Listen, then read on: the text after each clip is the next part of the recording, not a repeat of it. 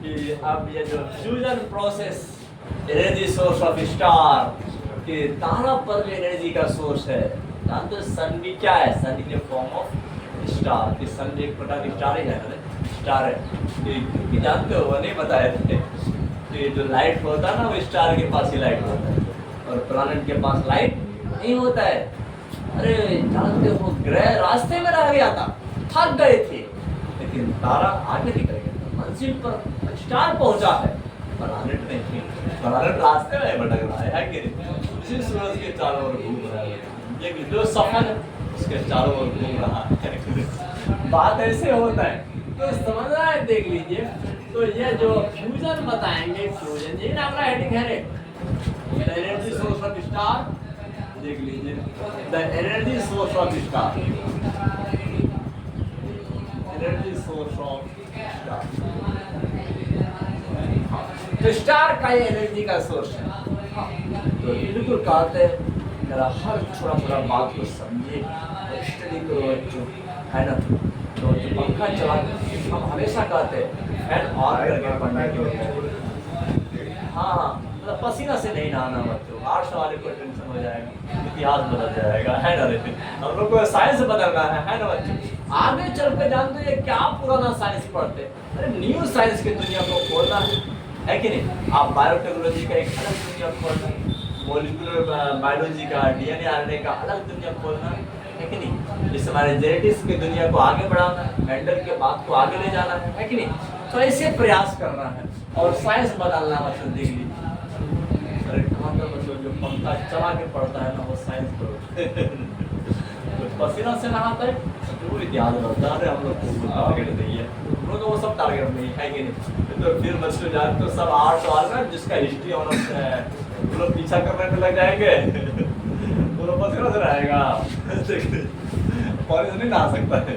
अरे यार अरे प्यार का जब विवाद हो जाएगा।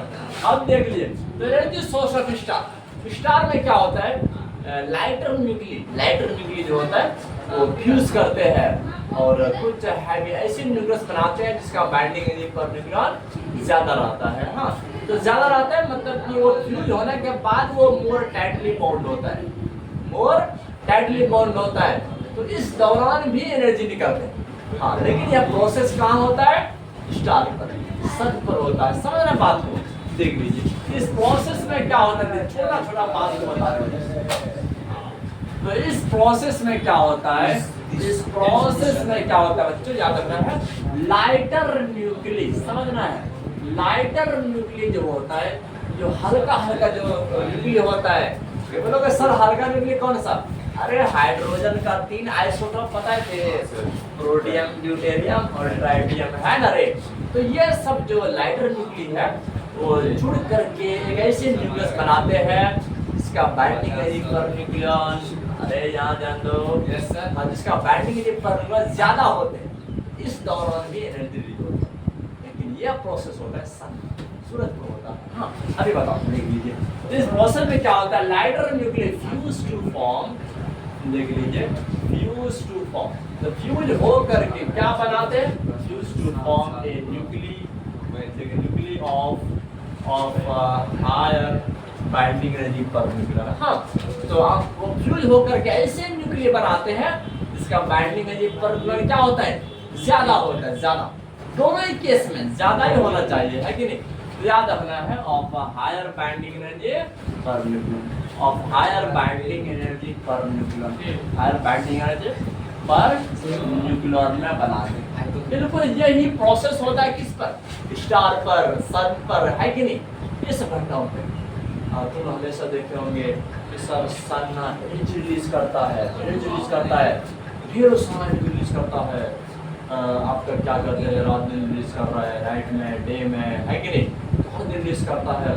कहते हैं ना जो फोटोसिंथेसिस के लिए यूज होता है वो बहुत कम मात्रा में, लेस देन 50%। कितना जो इसमें, अब लेस देन 50% का मतलब जानते हो, जो सन के पास जो टोटल एनर्जी होता है वो फोटोसिंथेटिकली एक्टिव नहीं होता है, तो प्लांट उसका यूज नहीं कर सकता है।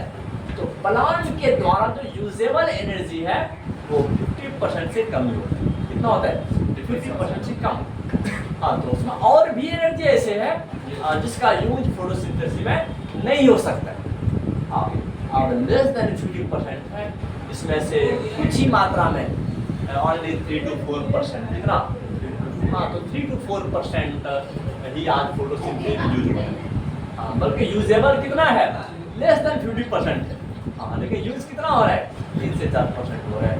और यही 3 से 4% energy as a source of energy for this biological world, इस पूरा जो बायोलॉजिकल वाला दुनिया है, पर दुनिया के एनर्जी का सोर्स बन गया है ना ये 3 to 4%। तुम सोचिए, इस लिविंग को सस्टेन करने के लिए, इसको बनाए रखने के लिए हमारे नेचर को 3 से 4% की एनर्जी की जरूरत पड़ा। इतना बड़ा सूरज बनाने की क्या जरूरत? बच्चों 95-6-7% बर्बाद एनर्जी हो रहा है, बर्बाद नहीं हो रहा। हम लोग का भ्रम है, अरे हम लोग को जहाँ रखा है वही ना रहोगे। यस, तुम सोचोगे हम मार्स पे चलेंगे, कैसे पॉसिबल है?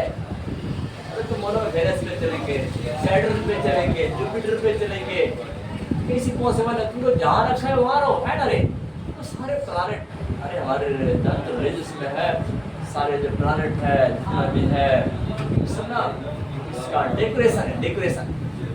हाँ, इंसान को लाने से पहले पूरा ग्लोबल को डेकोरेट की थी, तो प्लांट लगाए थे, इसके बाद समुद्र बनाए, इसके बाद सन दिए, देखिए आपके क्या करते हैं, रात के लाइट के लिए मून लाइट दिए, डे के लाइट के लिए सन लाइट दिए, है कि नहीं? सब डेकोरेशन है। अब तुम बोलोगे सर इस पर हमें रिसर्च करेंगे, सन कैसे बना है, क्या इसी को कहते हैं साइंस, जिसको साइंस कहते हैं। जानिए, समझे कैसे रेडिएट कर रहा है। नेचर भी कोई भी प्रोसेस को कर रहा है ना, वो रैंडमली नहीं हो रहा है। नेचर का सारा प्रोसेस जानते हो, वो एक पीरियोडिक है, पीरियोडिक मतलब वो टाइम के साथ रिपीट करते हैं। उस पर तुम अगर दिमाग लगाओगे, तुम लॉ निकाल सकते हो। हमारा अर्थ कभी भी जो आपका 365 डेज है, कि इससे क्या कभी 367 डे हुआ है, क्या कभी 362 डे हुआ है? नहीं, हर प्रोसेस एक पीरियोडिक चल रहा है, एकदम टाइम फिक्स करके चल रहा है। तो साइंटिस्ट इसी चीज को समझने का प्रयास करते हैं। इसे जानते आप यहाँ पर देखिए, आप ये आपने फ्यूज करके आपका ऐसे जो न्यूक्लियर बना रहे हैं, इसके बाद हाई बैंडिंग एनर्जी पर निकल रहे हैं, है कि नहीं? तो जैसे अगर यहाँ बोले, अब हम बात करते हैं सन का, बात करते हैं सन पर क्या होता है, तो वहाँ पर ना हाइड्रोजन का तीनों आइसोटोप मिलते हैं, प्रोटियम, ड्यूटेरियम एंड ट्राइटियम। हाँ, देख लीजिए वहाँ। आप समझना बच्चों, अगर एक प्रोटियम जब सन पर मिलते हैं ना, आपस में मिलते हैं, तो वो ड्यूटेरियम बनाता है। क्या बनाता है? ड्यूटेरियम बनाता है। तो ड्यूटेरियम के पास तो एक न्यूक्लियस भी होता है कि नहीं? तो जिसका मास नंबर 2 हो जाता है। और इसके बाद और साथ में पॉजिट्रॉन निकालते हैं, पॉजिट्रॉन। इसको पॉजिट्रॉन कहते हैं, क्या कहते हैं? वो न्यूट्रिनो बोल सकते हो, न्यूट्रिनो। हाँ, देखिए वो एक न्यूट्रॉन और दूसरा है पॉजिट्रॉन। तो मतलब ये दोनों पार्टिकल भी रिलीज करते हैं। हाँ, तो सर एक तो जहाँ पर देखिए बहुत समय होता है ना, ऐसे अगर माइनर ऊपर पे रैंकिंग दे दोगे, ऊपर में बार का अगर साइज दे दोगे, तो इसको कहते हैं एंटी न्यूट्रिनो। हाँ, अगर इसको हटा दोगे तो इसको कहते हैं न्यूट्रिनो। ये दो प्रकार का पार्टिकल भी होता है, पार्टिकल है। हाँ, तो समझ लगे आपका न्यूट्रिनो और पॉजिट्रॉन रिलीज करते हैं, और साथ में 0.42 मेगा इलेक्ट्रॉन वोल्ट रिलीज होता है। एक प्रोटियम जुड़ने से इतना एनर्जी रिलीज, एमसीक्यू बनकर क्या आ सकता है? How much energy release in the sun when protium क्या fuse to form a deuterium. जब दो प्रोटियम फ्यूज होकर के ड्यूटेरियम बनाते हैं, कितना एनर्जी रिलीज होता है सन पर? तो याद रखना कितना, 0.4। हाँ, अब आपसे कोई भी पूछते कि 10 प्रोटियम हो रहा है तो 10 से गुना है कि नहीं? अब इसके बाद ये आपका बेसिक है, क्या है? बेसिक कोशिका। अब इसी से मिल कर पुस्तक बनेगा। अब समय देख लीजिए। हाँ, तो वहाँ पर सिर्फ प्रोटियम ही नहीं, ड्यूटेरियम भी फ्यूज करते हैं, ड्यूटेरियम भी फ्यूज करते हैं। और ड्यूटेरियम फ्यूज करने के बाद जानते हैं लाइटर न्यूक्लियर ऑफ हीलियम बना देते हैं। क्या बना देते हैं? हीलियम। हाँ, तो लाइटर न्यूक्लियर का मतलब आपका क्या कहते हैं, वो 3 वाला है ना रे, 4 वाला जो होता है, लेकिन आज आपका हीलियम बना देते हैं। हाँ, आप यहाँ समझना है, आप अगर ये ड्यूटेरियम इस प्रकार से ज्वाइन करेंगे आपका 3 वाला बन जाता है। हाँ। और साथ में बच्चों साथ में देख लीजिए और क्या कहते हैं, अब बहुत ज़्यादा एनर्जी रिलीज होता है इसमें तो क्या 3.27 मेगा इलेक्ट्रॉन वोल्ट देखा गया, इतना ज़्यादा देखा गया है, लेकिन इतना ज़्यादा एनर्जी रिलीज होता है। हाँ। अब सिर्फ यही नहीं, अब ये जो देख रहे हीलियम जो बना है और यही दोनों अगर ज्वाइन करेंगे फ्यूज करेंगे तो बच्चों वो ट्राइटियम भी बना देता है। ये दोनों मिलकर के ट्राइटियम भी बना देता है, मतलब ट्राइटियम भी बना देता है, आपका ट्राइटियम भी बना देता है सर। ये सारे रिएक्शन ना एक साथ चलते रहते हैं, ट्राइटियम बना देता है और फिर साथ में प्रोटियम भी बन जाता है और इसके साथ में बहुत ज़्यादा एनर्जी रिलीज, कितना energy release 4.03 mega electron energy. हाँ, तो ये तीनों MCQ। हाँ, तो याद रखना वहाँ पर सन की बात करेंगे वहाँ पर टेम्परेचर बहुत ज़्यादा होता है, आपको प्रोटियम ड्यूटेरियम ट्राइटियम मिल जाएगा वहाँ पर, है कि नहीं। और इलेक्ट्रॉन प्रोटॉन न्यूट्रॉन तो खुले मैदान में क्या हॉर्डर में बैठा हुआ, जमीन खाता हुआ, गोलाकार खाता हुआ, ये सब खाता हुआ मिल जाएगा। तो वहाँ का स्टेट ना सॉलिड लिक्विड और गैस नहीं है, वहाँ प्लाज्मा स्टेट चलता है। कौन सा state? Plasma. High energy state है। कौन सा एनर्जी स्टेट है? हाई एनर्जी स्टेट है कि नहीं। तो चलो बिल्कुल याद रखना, मतलब देख लीजिए इन दिस प्रोसेस से, अब इसी प्रोसेस से बच्चों याद रखना चाहिए, इस प्रोसेस में याद रखना बच्चों हाई अमाउंट ऑफ एनर्जी। देखिए high amount of energy, high amount of energy याद रखना है, release high amount of energy release होता है बच्चों। देख लीजिए सन पर, सूरज में और स्टार में, सूरज में और स्टार में बच्चों इस प्रकार से high amount of energy release होता है। तो चलो अब इसके बाद बताते हैं एक और प्रोसेस है कि कंट्रोल्ड न्यूक्लियर फ्यूजन। हाँ, कि कंट्रोल्ड न्यूक्लियर फ्यूजन हेडिंग है, कंट्रोल्ड न्यूक्लियर फ्यूजन। अब यह बात समझ बच्चों एकदम मात्र आपको 2 लाइन का है, इसी प्रोसेस बता देते हैं। हाँ, एकदम बच्चों 2 लाइन का कहानी है, थोड़ा सिर्फ हम प्रोसेस बता देंगे। प्रोसेस कि अभी हमारा जो टेक्नोलॉजी चल रहा है यह कहाँ चल रहा है, टेक्नोलॉजी कहाँ चल रहा है। हाँ, उसमें कि किस प्रकार से आपका जो प्रयास किया जा रहा है। आज हमारा चाइना वाला देखो बच्चों हाई एनर्जी को क्या जमीन पर बना रहा है वो सन, वो नेचुरल सन तो हमारा चाइना वाला बना रहे, हम बना सकते हैं। ऐसे बच्चों ढेरों रिएक्शन होता है। तो चलो आप यहाँ पर थोड़ा सा हम यह बात बता देते हैं कंट्रोल वाला कंट्रोल, लेकिन यहाँ बोलोगे सर ऐसा हेडिंग क्यों लगा दिया कंट्रोल्ड न्यूक्लियर। एक मिनट के बाद देख लीजिए कंट्रोल्ड न्यूक्लियर फ्यूजन। अब यहाँ समझना बच्चों थोड़ा सा कहानी है, देख लीजिए। आखिर कंट्रोल न्यूक्लियर फ्यूजन में ना ये कोई प्रोसेस नहीं है, तुम लोग को एक बात बताते जो प्रयास किया जा रहा है हमारे दुनिया के द्वारा। हाँ, इसमें जानते हमारे इंडिया भी शामिल है। हाँ, तो और इंडिया भी शामिल है और बहुत सारे ऐसे फ्यूजन प्रोसेस के द्वारा बच्चों अलग अलग प्रकार का हाइड्रोजन बम तैयार किया जा रहा है कि नहीं। हाइड्रोजन बम तैयार किया जा रहा है सिर्फ फ्यूजन के द्वारा। कोई स्टेट जो कि सन प्रोवाइड करते हैं वो हाई टेम्परेचर वाला स्टेट, वो स्टेट बच्चों हमारा पृथ्वी पर भी साइंटिस्ट प्रोवाइड कर रहे हैं और फ्यूजन प्रोसेस को कंडक्ट कर रहा है। किसको? फ्यूजन को कर रहा है।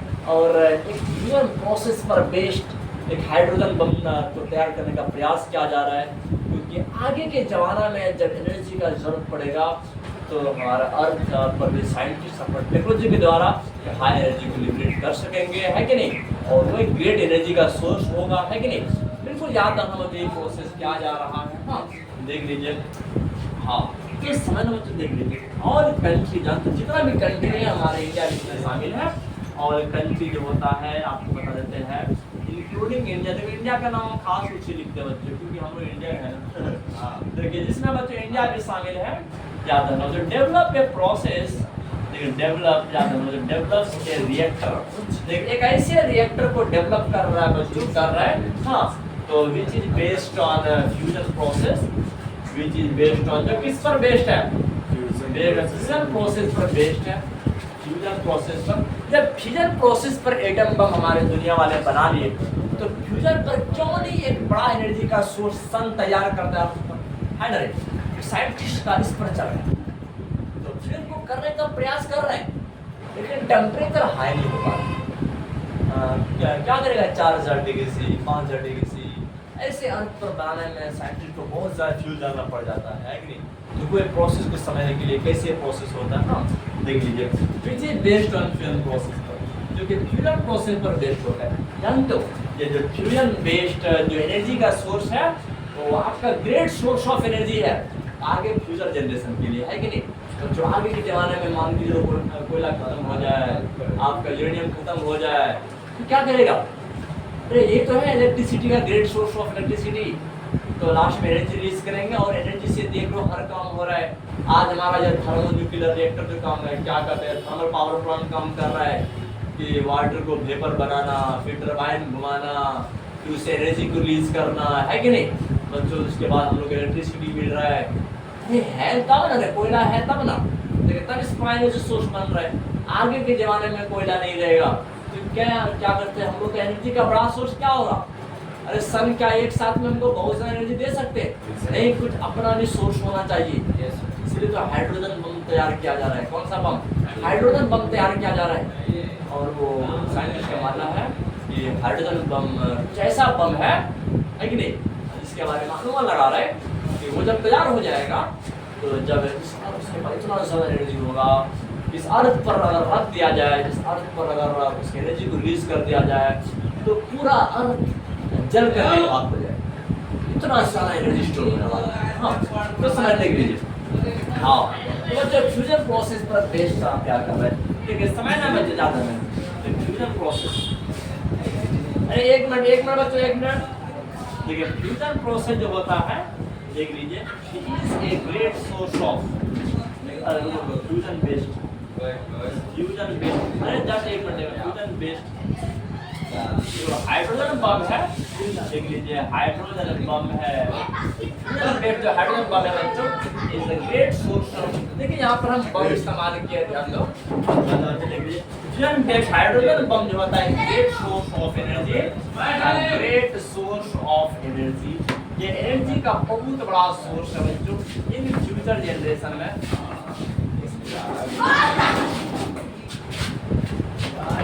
फ्यूचर जनरेशन का बहुत बड़ा सोर्स है। हाँ, और ये जो निकलेंगे, ये जो बनेंगे, इस पर कंट्रोल इंसान का होगा। हाँ, और एक बात और ही बता दूंगा, नहीं अरे प्रयास कर रहा है तो सब पॉसिबल है। हर देश में तो कंट्रीब्यूशन दे रहा है।